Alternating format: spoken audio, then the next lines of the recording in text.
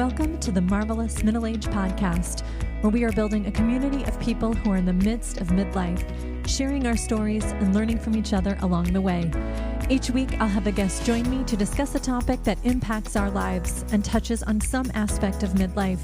We'll discuss relationships, transitions, health and well-being, parenting, careers, and more. My goal is to encourage and support you and help you thrive as you navigate this adventure of midlife. Join me here each week for the Marvelous Middle-Age Podcast.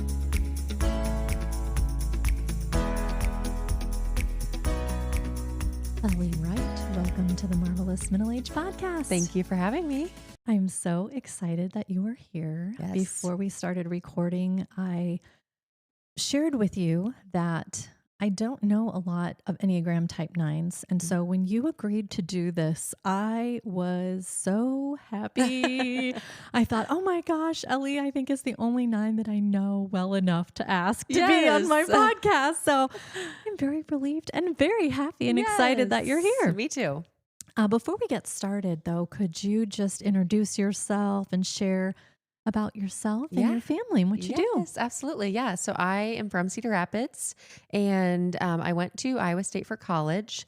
Okay. I originally actually went to college thinking that I wanted to be a teacher. I think I started off as elementary education and then I was like, I'm going to be a math teacher. And I took one college math class and I was like, I don't think this is for me. No. But I had always also kind of loved weddings and thought that I wanted to be a wedding planner. Okay. And at Iowa State, it was fairly new. They had an event management degree. Yes, they do. They sure do.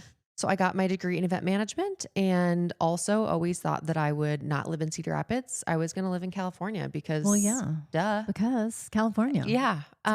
So I moved back after college and was like, Mom, I'm not staying here. Yeah. And she said, okay, well, you need to get a job because you'll have to, move and pay to do that. Right.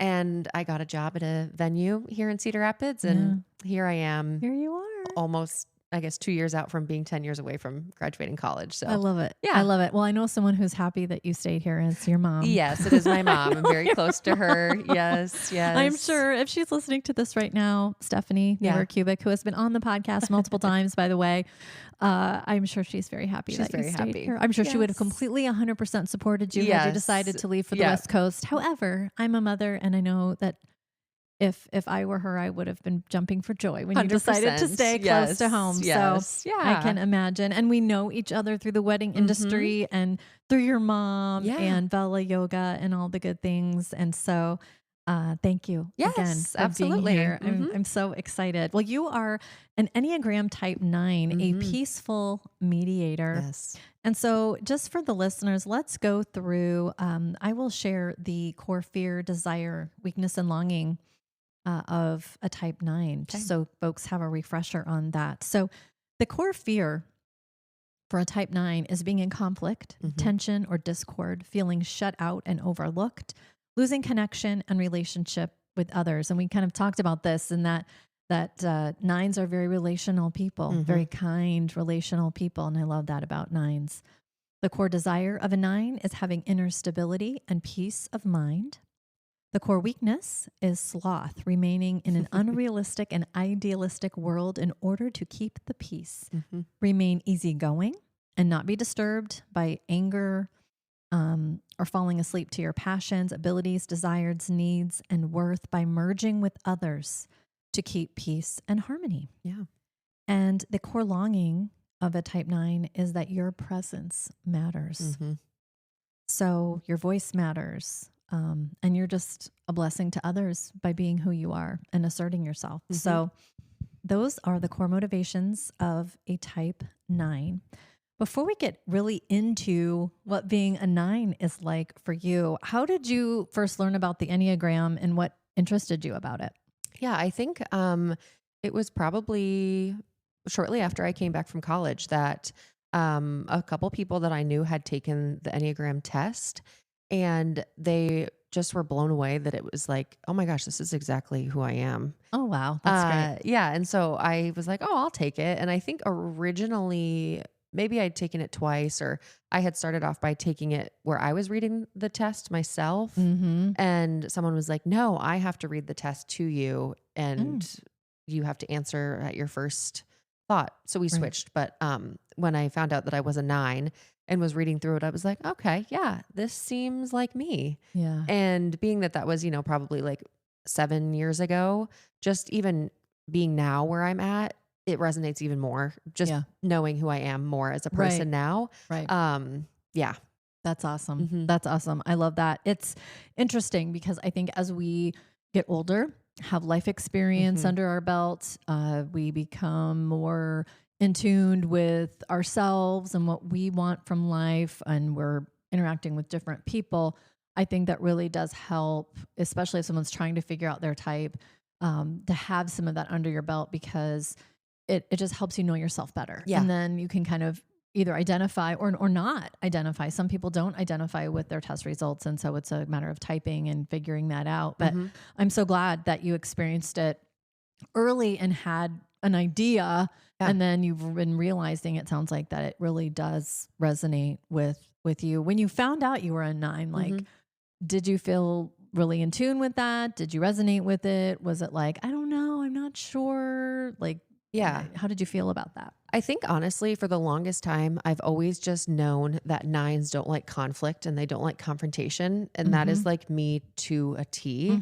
And I've never really, like, prior to our conversation, I, looked it up a little bit more. Yeah. And there's so many good qualities that go along with being a 9 that are me, but I've just always been like, oh, I hate confrontation. I hate conflict. That's me. And so that really resonated right away, and it still does. But there's definitely more now that I'm like, okay, there obviously are positives to everything. Absolutely. And there are positives that also resonate with me too. So yeah. And I tell people too, a lot of Enneagram writings, not a lot, but some are written kind of more about the things you struggle with than they are all the good things about yourself. Yes. And it's not to say, that the Enneagram is a very uplifting, it's a transformative tool that we can utilize, but it also does cause you to kind of have to look in the mirror a little bit and face some things about yourself that you might struggle with or just want to focus on and work on and that sort of thing. And so I kind of did the same thing. I looked at all the things that I struggled with as a 2, and I'm like, oh, yes. And that really affirmed that I was a 2. Yes. And whatnot. Because 2s and 9s can mistype. We talked about that a little bit. Yeah. Because of how relational we both are for different reasons. We're motivated by different reasons for being a 2 versus a 9. But we're very relational people. So it tends to, a lot of 2s will resonate with things about 9s and vice versa. So that makes sense. As we talked about, 9s are very relational, care a great deal about people. They tend to like to bring people together, find common ground. Do you find that ever applying to you in your life, and like any instances where that kind of shows up that you recognized in your life? I have like a close group of girlfriends, and occasionally, more than a year ago, we'd get together every couple months, or, us and our husbands would get together. But I just felt like it was about last year in March that kind of after winter, we weren't doing a lot. I wasn't seeing a lot of people other than meeting with my clients virtually and seeing my husband and my mom. Yeah. And so I reached out to a ton of girlfriends and was like, I think once a month we should get together. We rotate houses and we each bring a dish, like a little appetizer. Yeah. And it's going on almost a year that we've done that once a month, and people bring friends a different time or invite coworkers. And it's just been really nice to like connect with other girls, other women that are in the Cedar Rapids area that I either knew in high school and were reconnecting, or I'm meeting for the first time. And just to have a nice little girl group. I love it. I love that. Yeah. I love that.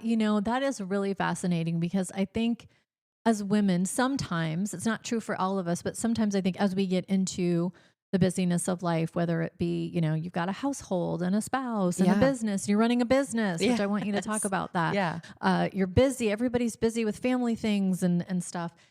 Friendships sometimes can easily kind of go by the wayside. And it's not an intentional, like, I don't want to see these people, I'm not doing anything with them. It just happens. Schedules. People are busy. Schedules. People, sometimes have little kids, or they have volunteering, or they have whatever. And it's just people start to kind of drift apart. So I love that you initiated kind of getting that group pulled back together. Yeah. I love that. Yes. That is awesome. Yeah. Such a 9 thing to do. That's right. Yes. I love that so much. Yeah. And again, I think 9s just love to have people show up and be there together, and to just know that they can come as themselves, and their whole self is welcome. And I just love that. Yeah. So thank you for sharing that. Yeah. And just to add to that too, I think even as I've gotten older, I've just realized that I don't need to have a ton of friends. I want like a good core group of friends that when we get together, we talk about real stuff, and it's not just the surface things too. Right. So Go a little deeper. I want that connection. Get into it a little bit. Yeah. And I again, I think that's so important for anyone to have that kind of connection, and know that there's people out there that you can turn to. Yes. Have your back. You can kind of go in. And I loved how you talked too about going a little deeper into more meaningful topics. You know, it's fun to talk about surface level stuff, but to kind of get in and really share, that's, I love that. That's great. I love that so much. Another thing that 9s kind of can be attributed to is their avoidance of confrontation. You kind of mentioned this a little bit, that, you know, they're not called the peaceful mediators for nothing, right? 9s, they tend to go along with others in order to keep the peace. Like if there is some conflict brewing, or you're feeling like there might be something, they kind of even diminish their own presence in a situation to keep the peace, which then, you know, sometimes can mean your opinion isn't put forth, not, you know, for any other reason. It's just, you just don't want to rock the boat. Has that shown up for you in your life? Yes. Yeah. In so many Share different an example. areas. Yes. Yeah. Do you have an example of that? Yeah. I mean, I have struggled using my voice just even in my closest relationships.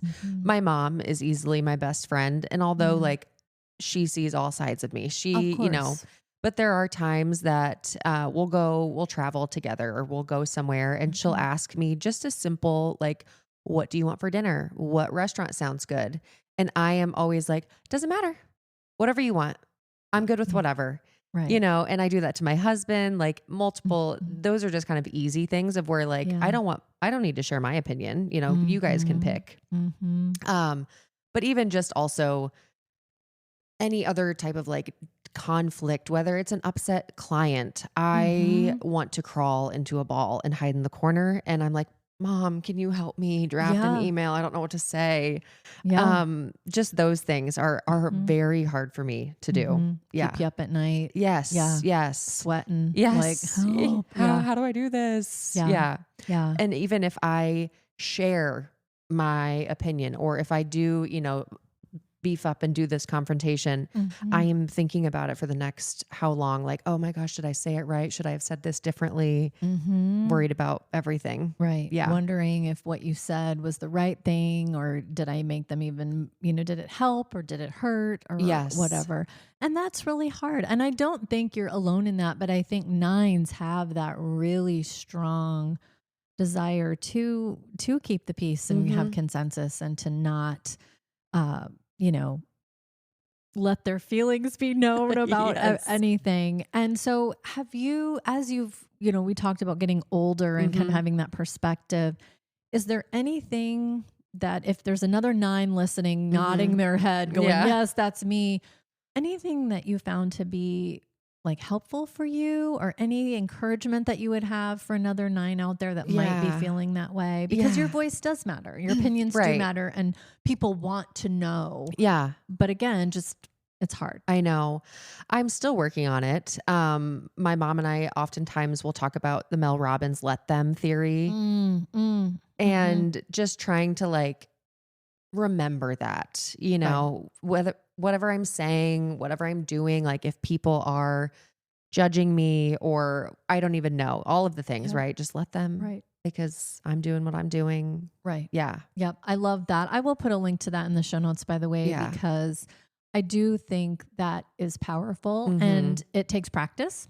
Yes. It takes practice. Mm-hmm. And I've also had people, remind me as well that we can't make everyone happy 100% of the time, whatever it is, if it's a personal relationship, a business relationship, whatever the case may be. And for those of us who do tend to lean towards the people pleasing side of things, as I think nines definitely do, twos do as well. Again, we're motivated by different reasons of why we do it.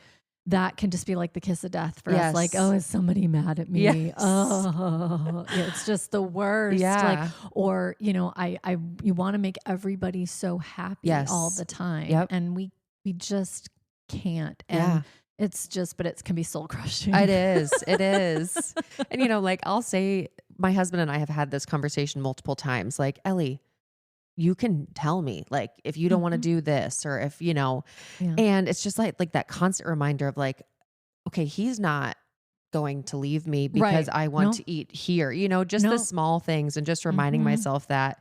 And I can laugh at it now because it seems silly, but in the moment it's like, oh my gosh, I don't want to say what I want to do. Right. Yeah, exactly. Right. And even that though, you mentioned that because those day-to-day kind of things, like you said, the little things like, where are we going to go? What movie are we going to see? Or where are we going to go to dinner? Those are some good starting places, I think, for people to kind of be like, no, I am going to be the decision maker here. And I'm going to say what I would like, and just like spit it out and get it out there and just try. But again, it takes practice. It takes, intentional kind of work, and also knowing, to your point, the people that you're talking to, your mom, your husband, they've got your back. They love you, support you no matter what. And so you can do that with them. And then, maybe then that person who isn't in your inner circle, you can go for. But again, easier said than done. I know. Believe Easing me. into it. Yeah. Just practice a little bit, and then sit back. Okay, I did it for today. I don't have to do it again. Right. I did it once. I'm good. Well, let's talk about stress and growth a little bit. And when I talk about stress or unalignment, every number on the Enneagram moves towards a different number when they're in a season of stress or unalignment, and they move towards another number in a season of growth or alignment. Okay. And so when a 9 is in moving kind of in a stressful place or an unaligned place, they move towards the unhealthy traits of a type 6. And so let's talk about that a little bit. I'll read a few things off and then tell me if any of these resonate for you. And these are, again, the 9s move towards the unhealthy characteristics of a type 6. So we'll keep that in mind. You can become anxious and worried, fixate on possible worst case scenarios, find their mind constantly racing, become irritable and frustrated, frantically take care of responsibilities that have been put off for too long, feel stressed and worried that they forgot something important, become reactive and defensive. Do you see any of those ever playing out when you're overwhelmed or stressed out? Yeah, I think the anxiety and worry has gotten more noticeable, I guess. I'm probably just more aware, again, as I've gotten older. That was a big one. The defense thing, I tend to shut down. I just like avoid if I'm stressed or if you pull inward. Yes. Don't talk to me. I need to shut down and be away. And I think that makes sense for a 9, because I think 9s, we talked about the core weakness of a 9 being sloth, which means you tend to retreat and slow down and just don't do anything. Like you said, crawling into the hole, right? Yeah. And I absolutely think in times of stress, that is a retreat, right? Retreat, go away. So a lot of times, if my husband and I, if we have a discussion or something, I want to come back the next day to circle back because I've had so much time to process and tune in. And he's always like, Ellie, we talked about it, but I'm like, but I had some thoughts. So oh my gosh, the fact that you're saying that, it resonates so much because, so I listened to a podcast. It's these 2 women who are, they're both writers and speakers, and they're in my age group. They're in their 50s and they're both 9s. Oh, okay. And the one especially, she has said this so many times, how much time she needs to process. Yes. She can't, in the moment, if you're having the discussion with the person, she cannot address it in that moment. She has to step away for however long, and she needs to process, and then she can come back. Yes. So the fact that you said that just is like, yep, that is so on brand for a 9, because you can't, in that moment, it's just this kind of, oh my gosh, I don't know what to say. And 100%. Absolutely. Wanting to crawl into the hole, and then you can come back later. And that's actually a really good point, that I think when we are aware of other people's types and know that about somebody, like, so say we were, having a conversation and I knew that about you, and maybe our conversation was a tough one that we had to have about something. I might say, let's just talk about this, and then let's come back tomorrow and really kind of go into it. And then that way it gives you time that you need to formulate your thoughts and process feelings and all that sort of stuff. So again, that's one of the things I love about the Enneagram. The more we know about people, it just gives us that compassion and that grace for that person to help them with whatever it is they need help with. So on the positive side of things, when you're in a very health, growth-oriented, aligned place, a 9 moves towards the healthy side of a type 3.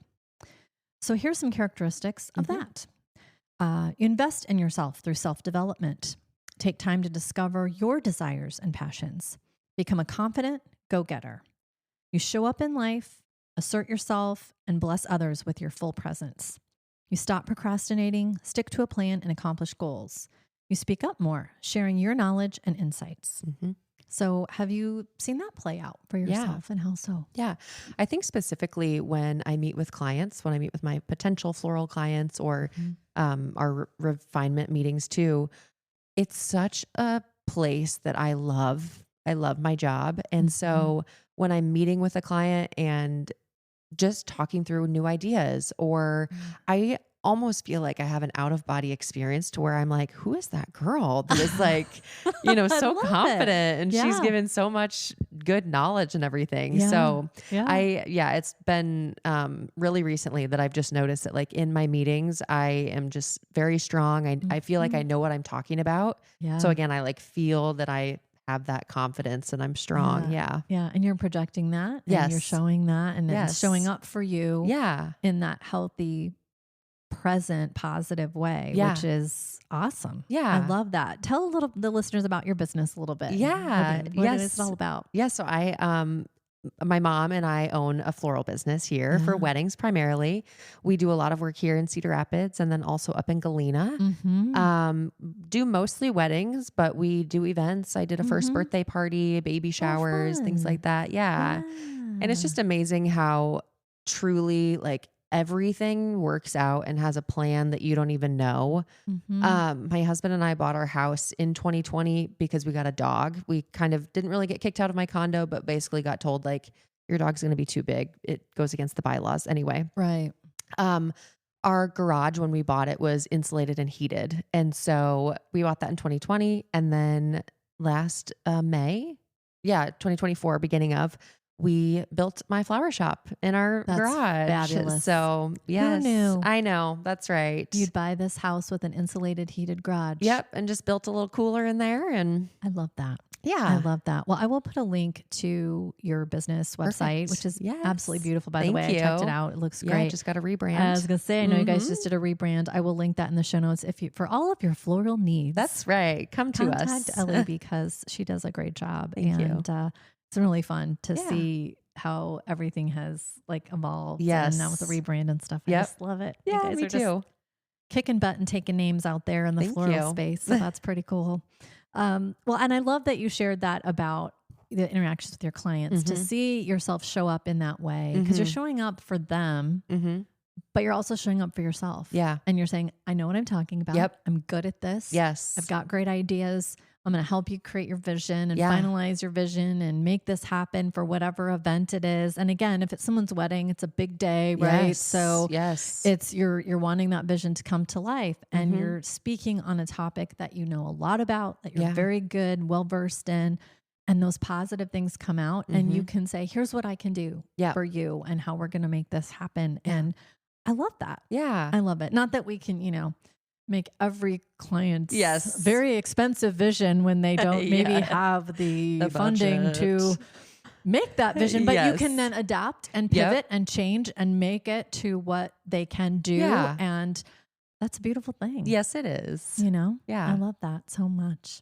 Well, I just appreciate you being on. Like I said, I don't really know many nines. And so to be able to speak with you and learn more from you about what it's like to be a nine, I really, really appreciate it. Is there anything that if there's a nine out there listening or someone who thinks they might be a nine that you would just want to share to encourage them in their nineness, if we were to say it that way? Anything that you would want them to know about being a nine? I feel like just what you were saying at the beginning of how like kind we are and relational.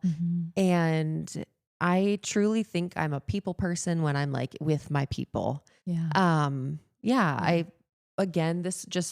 felt like this came to me earlier when you were kind of talking about using our voice too. I also love the podcast Diary of a CEO. Oh yeah. Yes. And he just had someone on. She was in the Secret Service previously. Wow. And she was talking about confidence, using or finding your own confidence by making decisions for yourself, and how a lot of people will ask, so many people, what should I do about this? What do you think I should do about this? What do you think I should do? And how then you're so clouded because you have everyone else's opinion. Right. And that resonated so much for me because I do that because I just feel so unsure.